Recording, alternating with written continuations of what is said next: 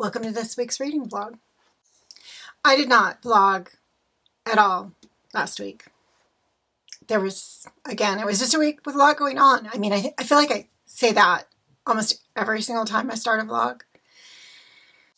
I should just be used to the fact that I'm lucky if I can film 2 days a week at this rate. And my plans just to be consistent throughout the week, to give updates, just doesn't work out that way.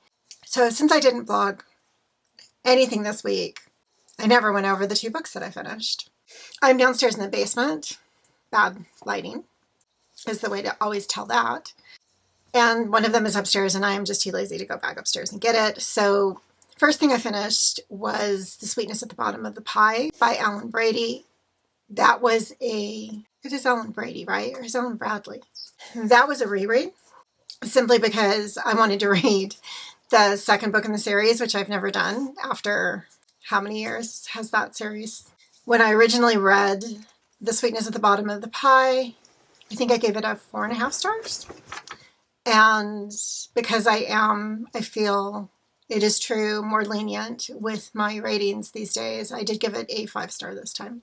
The Sweetness at the Bottom of the Pie is the beginning of the Flavia de Luce series. Flavia is a child, basically. I think she's 12 years old. And her father is, to say raising her and her teenage sisters is a little bit of an overstatement. He is devastated. His wife, Harriet, disappeared in a climbing accident when Flavia was very, very young. And he's never recovered from losing her. And they've never recovered her body, which is interesting. So he's a little checked out because of his grief. He also has a, for lack of a better term, retainer who is named Dogger, who served with him under his command in World War II. And he's sort of the general man about the house. Dogger is suffering from PTSD. So he has, times when he's not completely there for everybody either, when he's struggling. So Flavia is really raising herself. Now, she is a genius, and she is incredibly interested in chemistry, especially poisons.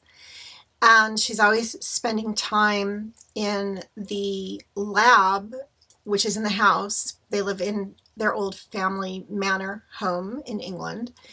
And there was a relative family member who was a chemist, and so had set up a lab in the house, and Flavia has moved into it, and she uses it for experiments, and no parental control. She's doing some crazy things in there. And she has these 2 teenage sisters who, of course, older sisters drive her crazy. She drives them crazy. It's a symbiotic relationship. But at the beginning of our book, she chances across a man dying in their garden one night when she can't sleep. And she brings it upon herself to figure out what is going on, who he was, how did this happen, did someone kill him, what is going on.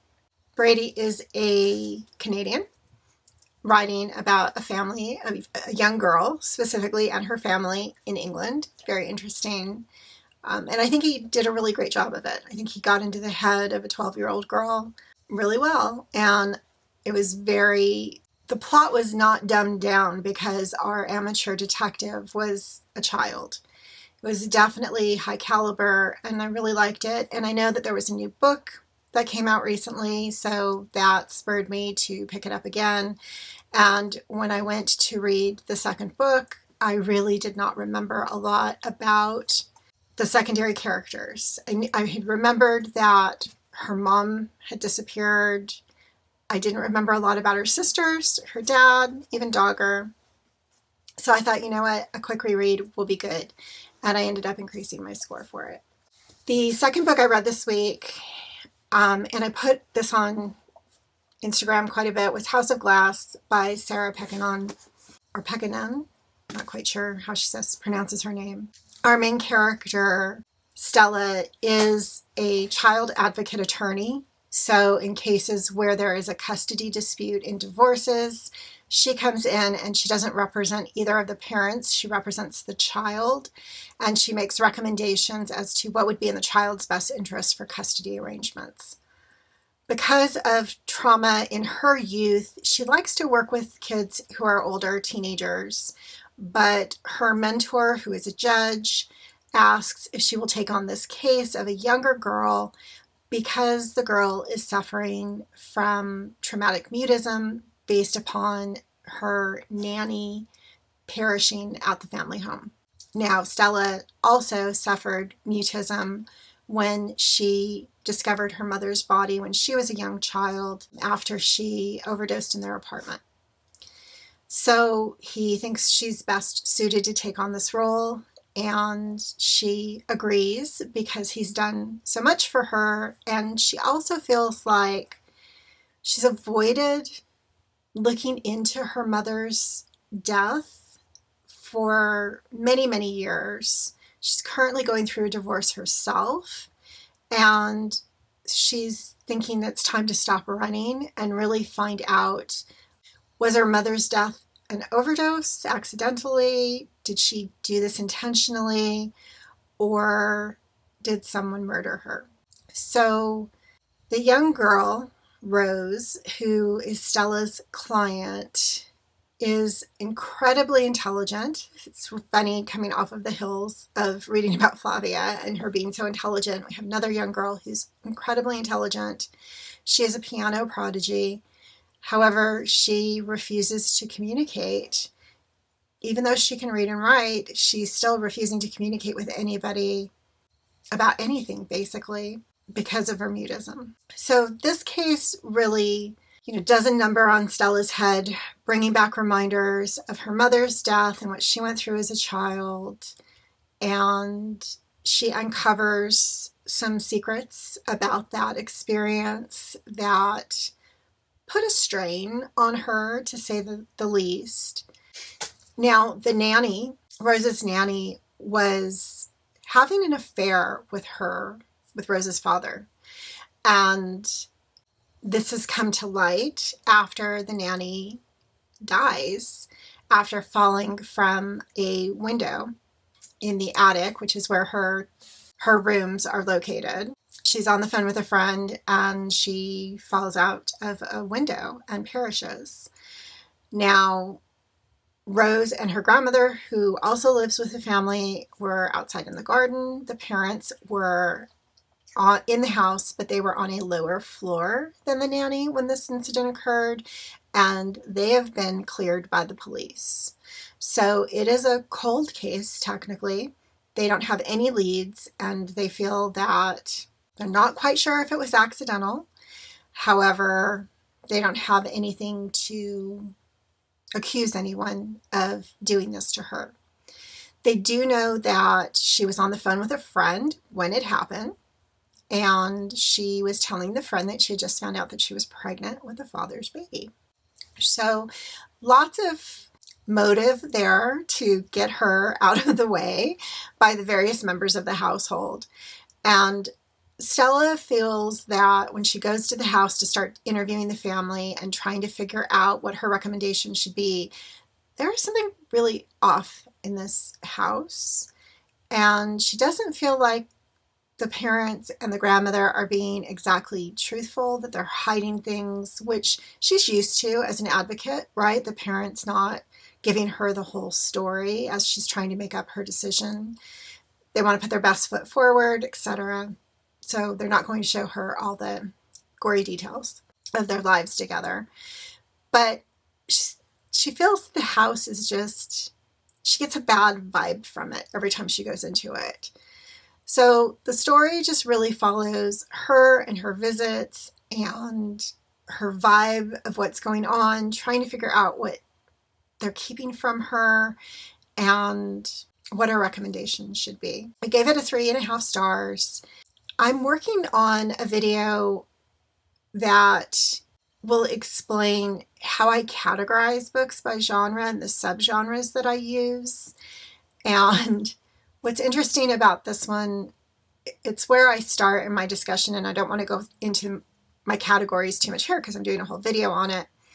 But I talk a little bit in that video about the difference between a mystery and a thriller, and look at some of the definitions that people have used for thrillers. I don't know that I would categorize this as a thriller.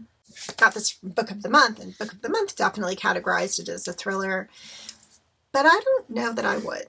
I think it's a mystery, and in my definition of mysteries solved by amateur detectives, lawyers fit into that category, and it definitely feels more like an amateur detective type novel than a thriller, to me at least, based upon my definition of thrillers.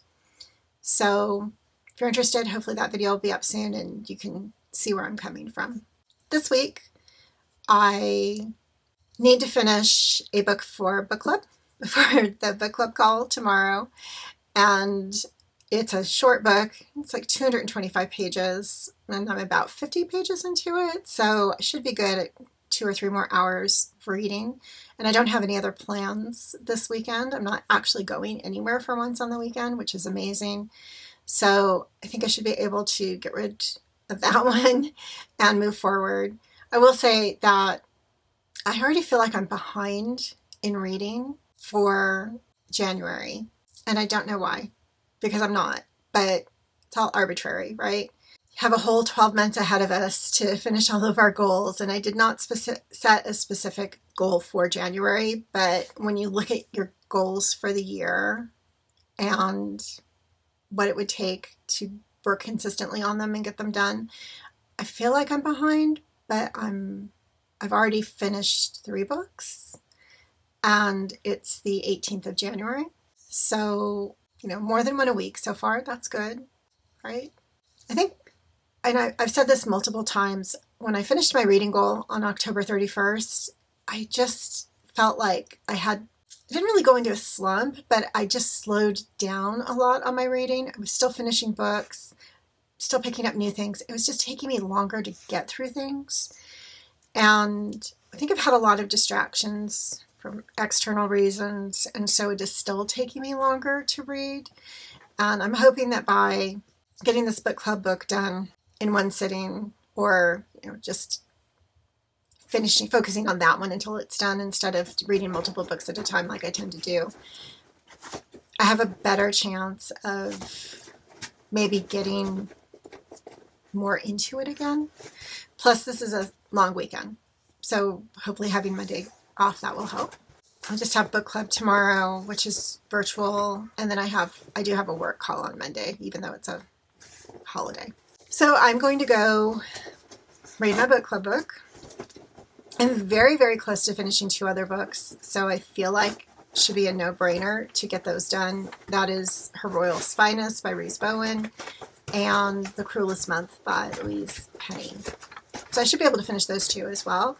And so knocking 3 off this week, early in this week, is what I've read so far this year. I'll have 6 done for January already, and I should be back in a good place.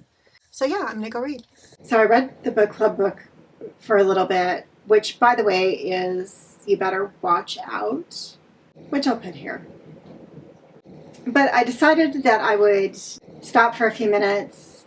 I was waiting for a delivery from Home Depot, and even though it's pitch black outside, it is not even 7 o'clock yet. I thought the days were getting longer, but it still gets dark really early. But I stopped because they got here. I went outside to get the order, and it said everything was included in the order, and one item, like the most important thing, of course, was missing. So I've been chatting with customer service about where my item is. And in the meantime, I thought I would take a look and see how much I actually have left of The Cruelest Month by Louise Penny. And I actually have more than I thought I did. I thought I was, for some reason, I had set it down and I thought, oh, I'm really close to being done. And I have a little over 100 pages still left to go, 110 pages. And I'm honestly a little conflicted about this. So I've been reading the series for a while now, but with lots of gaps of space in between. And I really enjoy the protagonist, Inspector Armand Gamache, but this book is not living up to my expectations for it. I'll read the synopsis on the back of the book. When a group of villagers decide to celebrate Easter with a seance at the old Hadley house, they are hoping to rid the town of its evil until one of their party dies of fright. Was this a natural death, or was the victim somehow helped along? Enter Chief Inspector Armand Gamache. He knows evil when he sees it. But this time, he's investigating a case that will force him to face his very own ghosts, as well as those residing in this seemingly idyllic town. Are the residents of Three Pines hiding something great and sinister about their past, or is April about to deliver on its fateful threat? I did not read anything from this series at all last year. And on my book bingo, for lack of a better term, the 25 prompts of books I wanted to complete in 2024, I had a book set in Canada, and I did not read any books set in Canada. Three Pines is in Canada. Louise Penny is a Canadian author. So I thought, oh, I'll just read that one. And I thought this in December, I pulled out 5 books that would help me to get to complete my bingo. And this was the one that was going to meet the Canada prompt. And I started it, I read a chapter or two, and it just didn't work for me at that point in time. I was, like I said, I was reading really slow, and I just didn't pick it up. So I started reading it last week, and for me, the premise of them, the seance, it's spooky, it's in a spooky old house. I thought, oh, this is going to be the best book in the series. And I'm a little disappointed because other than the initial, oh, they're at the seance, which we did not see a lot of, that was mostly off screen, I haven't really gotten the haunted house eerie vibes that I was hoping for out of this. Now, 100 pages left, there may be a big climactic scene in the house at the end, but the visits to the house have been written to be creepy and eerie and hearing things, etc., but it's not building the tension for me that I would want it to in this type of a story. It is hard to talk about a book further along a series and not ruin the previous books, because there are some events from previous books that definitely play into the events in this book. So if you haven't read the series to this point, or you try to pick this up out of order, I do think it would be problematic in this case, because there were some events that occurred in this house, and without knowing about those, I think Penny is using the fact that she expects the audience to know about those things, and so she's relying on that instead of writing in the tension of those backstory elements. I'm a little disappointed in that. Also, the synopsis references Gamache's ghosts, and I think we're getting a lot of that. That's sort of losing focus on the actual case, and it's not what his ghosts are. There's one thing I think, like, oh, maybe there's going to be a correlation, but the correlation isn't even really to do with the case. It's to do with some people that live in the town, and maybe their interpersonal dynamics will relate to what's going on in Gamache's issues, his past, his drama.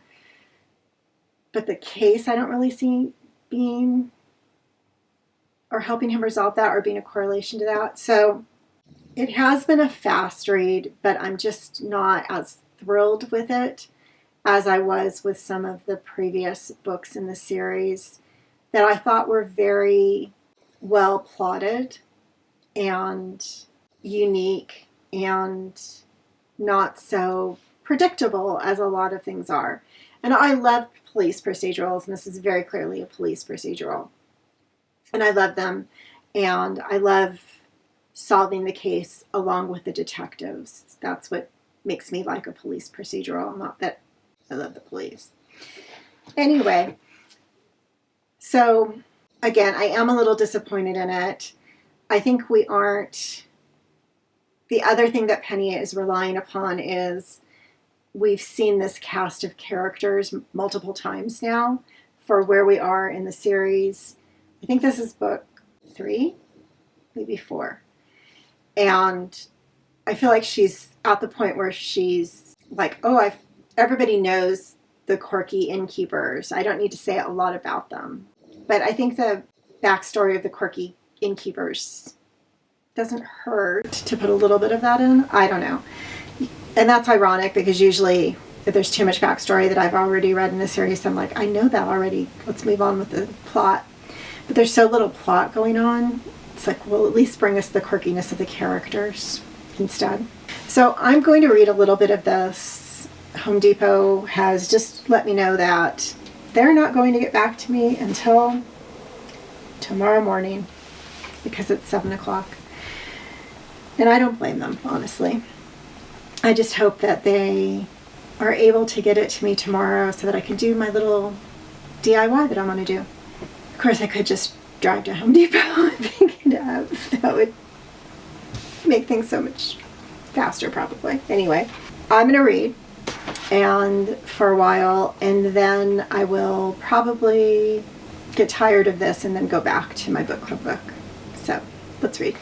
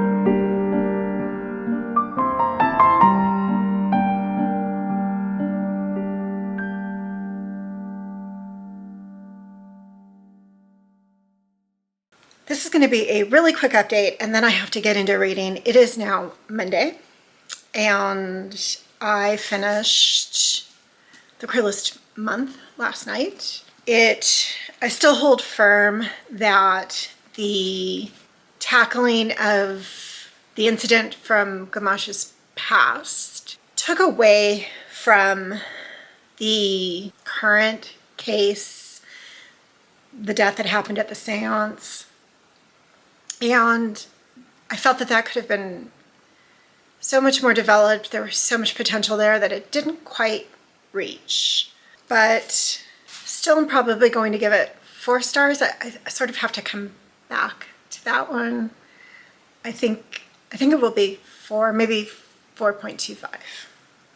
Being generous, just because, like The People of Three Pines, I will read the next in the series, obviously, and I just think it was a missed opportunity for something very atmospheric that Penny didn't fully get to because she was distracted by trying to do 2 things at once. Then I finished this morning Her Royal Spyness by Rhys Bowen. It was what I needed right now. So I actually think I'm going to give it 4.5. It is definitely a cozy mystery, but I liked it for the historical elements. I liked it as an introduction to our main character, Georgie, and setting the scene for future adventures. So I'm going to give that one 4.5. Don't have a lot to say about it. I don't know if I've ever talked about the plot of it other than the fact that Georgie, I have in a previous vlog. I think I set the stage for it and Georgie's background, so I don't want to go into it too much here. I will just say that, yeah, it was great. It was a quick read. It was the good writing, good editing, all the good things. So 4.5 on that one. Now, I did it to myself again because I had waited until the last minute to start the book club book, You Better Watch Out. Book club was supposed to be at 4 o'clock yesterday. It got rescheduled. So I'm about a third of the way into the book. I'm at page 88, which it's a short book. So that is a third of the way. It's only 225 pages. So of course, book club got postponed until today at 3 o'clock. So I basically have a little less than 2.5 hours to keep reading. And yeah, I stopped reading it. I finished those 2 books. Oh, I also finished an audiobook because I was painting my hallway. I finished The Drowned Girls by Lorith Ann White. Since it's an audiobook, I won't be giving it a rating. I am a little conflicted about it. I will probably listen to the next one, maybe pick up and read the next one, but I'm not rushing to do it. It wasn't something that made me feel like I need to go do it right now. But I did all of that, and I did not finish You Better Watch Out. And then this morning I actually had a work call, even though it's a holiday, but it was a good thing to do. It was a good call. So, and it is 12:30 and book club is at 3, so I need to hurry up and finish reading this. Bookly is telling me that to finish I need 2 hours and 29 minutes, and that is literally not enough time. So I'm going to start. Let's read.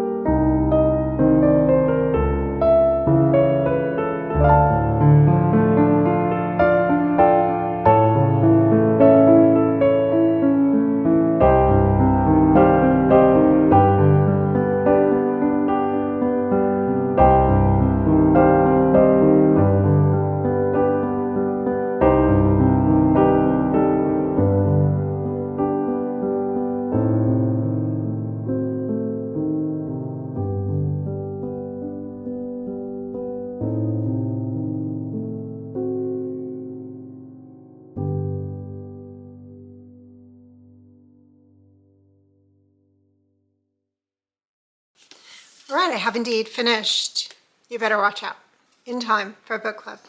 Thank God that it got rescheduled. I honestly cannot remember if I explained what this book was about. So really briefly, we have this guy named Eddie. He is a crook. He basically robs people.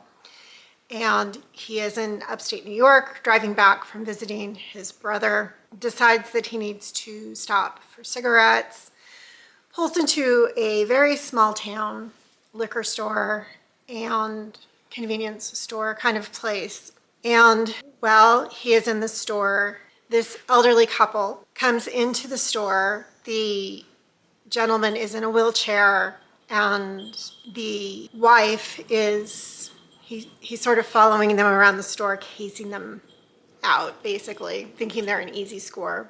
And when the wife goes up to pay for the groceries, she has thousands of dollars of cash in her bag. And he's like, oh, this is it, I'm set. But this will be the last one. I'm gonna go straight after this. I've had enough, I'm done with this, but this is like, it dropped into my lap. It's Christmas time, I need to pay my rent. So all this justification. So he follows them to the parking lot, or actually they ask him to help them carry out their groceries. He, of course, says yes, because he wants to rob them. But once they get into the parking lot, the tables are turned and the husband gets out of his wheelchair and basically injects Eddie and he passes out. And he comes to inside, out on the street, and it is snowing there in upstate New York. It is like 2 days before Christmas. Freezing cold, he's on the street in a heap in the snow, but he's alone. And he proceeds to look around and he thinks, I'm in town, but I'm not in town. It looks kind of old-timey. It doesn't look like what the modern town looks like. And there is a saloon. So he goes into the saloon and it is deserted. Everything is dusty and there's no one around, but there is music playing. There's Christmas music playing. He's like, this is really weird. What did they do to me? He finds another person, a woman named Jessica. She is passed out in the back of the saloon. And then they find another person, and along the way they keep finding these people, and they all have similar stories. They were out either hiking or even in bed in their apartment, and they were jumped basically and passed out, and now they have come to in this place. So they have to all figure out why they are there. They don't seem to be the best character of people. And we follow along as they're getting picked off one by one. And we're trying to figure out, how did these people do this? Why are they doing this? What is the point of this? And as we go, we're losing participants along the way. It's a quick read. It's only like 225 pages. It's really short. It was very engrossing. It's by James Murray and Darren Wehrmouth. James Murray is one of the Impractical Jokers from the TV show. And I read this for a Creepy Book Club, and we frequently have author chats after we read. So we do Zooms with the authors, and we did have a Zoom that day with Murray and Wehrmouth and heard them talk a little bit about this book. And until the epilogue, I did not realize this is a tie-in to one of their previous books that they've written together. I gave it 4 stars. I found it to be very enjoyable. I obviously finished it in January. It's obviously themed You Better Watch Out for Christmas. I don't think it loses any of the luster reading it in January, especially since it's been really freezing cold here, although it hasn't snowed that much this year. So yeah, I really liked it. So that's gonna finish out the week. Tell your pets I said hi. Thanks for reading with me, and I'll see you next time.